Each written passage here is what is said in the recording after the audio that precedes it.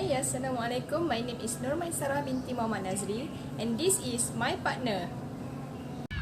Hi and Assalamualaikum. My name is Nur'Aqilah Binti Kamaruzzaman.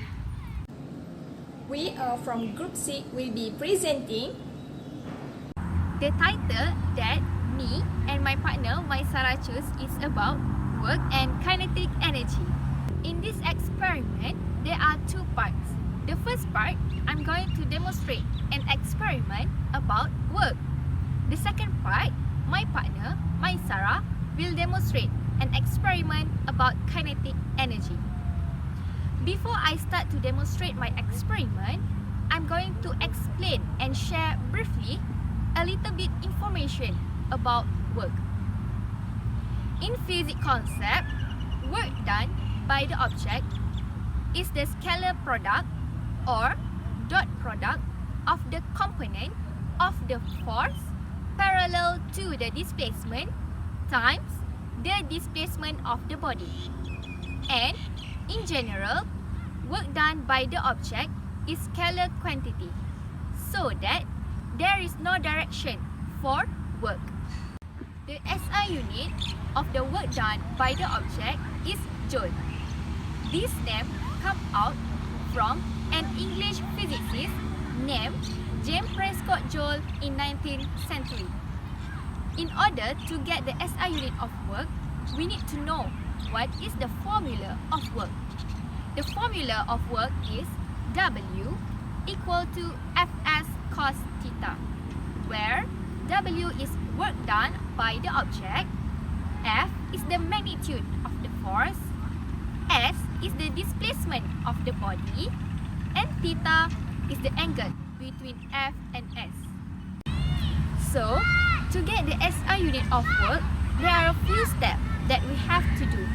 The first step, we have to write the formula of work, which is W equal to Fs cos theta.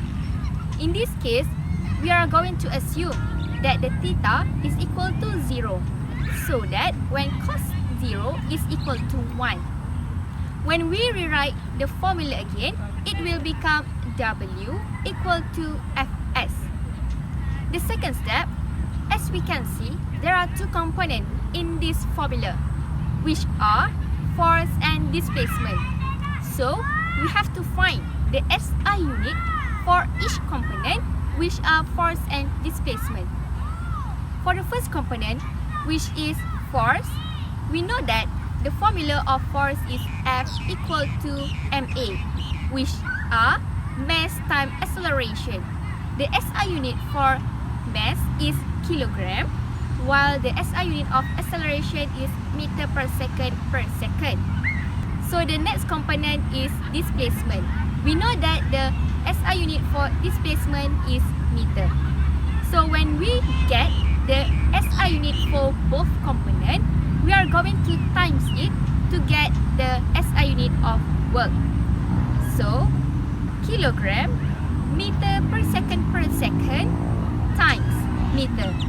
So, the final SI unit of work is kilogram meter squared per second, or in other name, we call it joule. In addition, 1 joule of work done by the object is equal to 1 Newton meter and equal to 1 kilogram meter squared per second. So in other words, 1 joule is a work done by a force of 1 Newton, which result in a displacement of 1 meter in the direction of force. For example, a man do 1 joule of work because he lift up a box with weight of 1 Newton in a constant speed at a displacement 1 meter. Alright, now I'm going to demonstrate an experiment about work. The apparatus that we need are baby powder, measuring tape, glove, spring balance,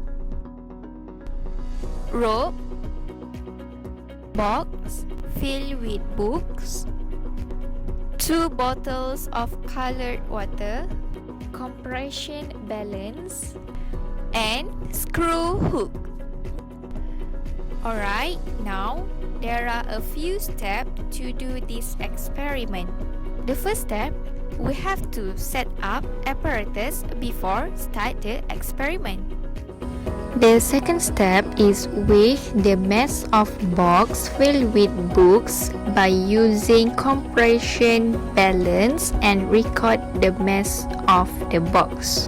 Next, tie the rope on the top of spring balance and make sure the screw hook stick on the box. The fourth step is measure the displacement, which is S equal to 1 meter from point A to point B by using measuring tape.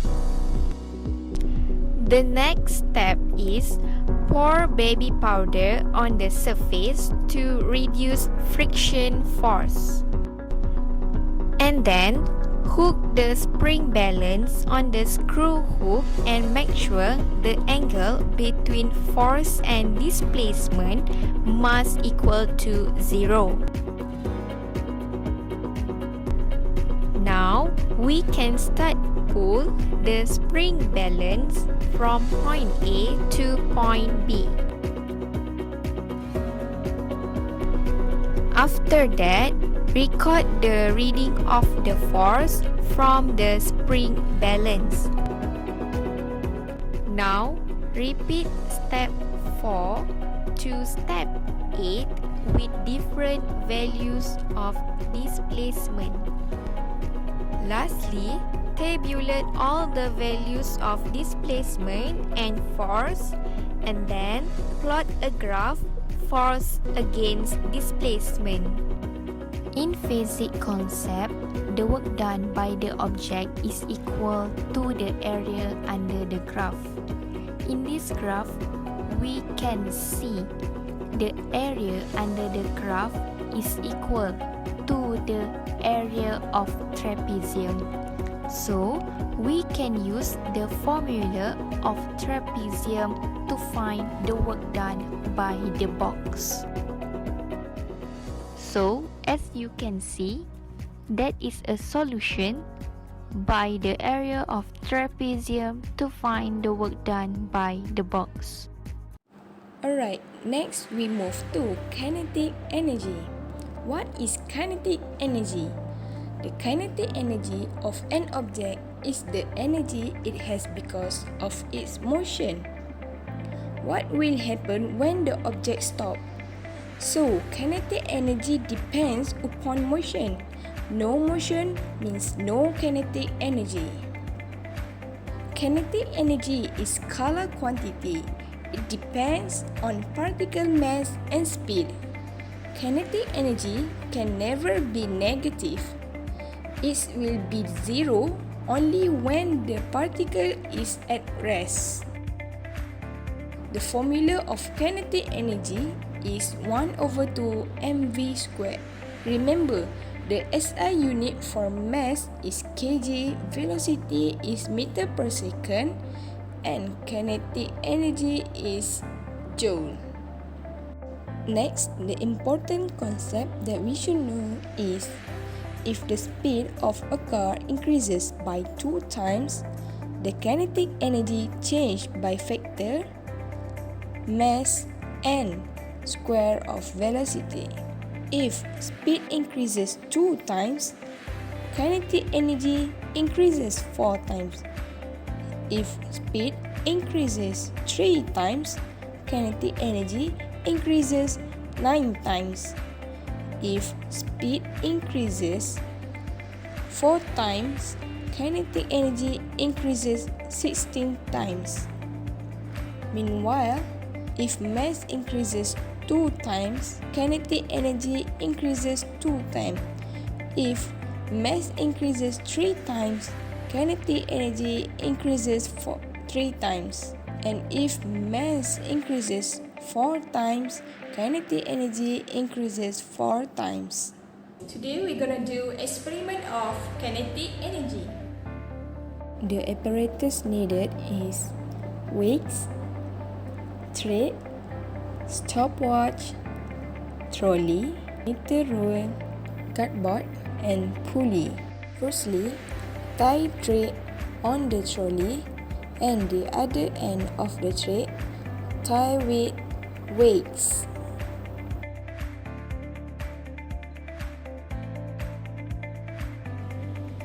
Okay, as you can see, the trolley was leg rest, and then we have 1 meter distance that we make it as a constant, and then we have weight with 0.1 kg and we have stopwatch.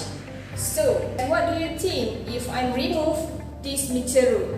So, let's do it. 3, 2, 1. Alright. To get accurate data, repeat this step 3 times and calculate the average time. Repeat this experiment with different weights. Lastly, tabulate data recorded and calculate the velocity and kinetic energy. Then, plot graph for kinetic energy against square of velocity and kinetic energy against mass. The work energy theorem. When a net external force does work on an object, the kinetic energy of the object changes from its initial value of kinetic energy to a final value of kinetic energy, the difference between the two values being equal to work. According to the work energy theorem, a moving object has kinetic energy because work was done to accelerate the object from the rest to a speed. Conversely, an object with kinetic energy can perform work if it is allowed to push or pull on another object. Based on experiments that have done, the results of work done as below. By using formula, work equals to mass times acceleration times distance, we got the same answer with kinetic energy. Work done in this experiment is equal with final kinetic energy because the ball was at rest with 0 meter per second in the beginning.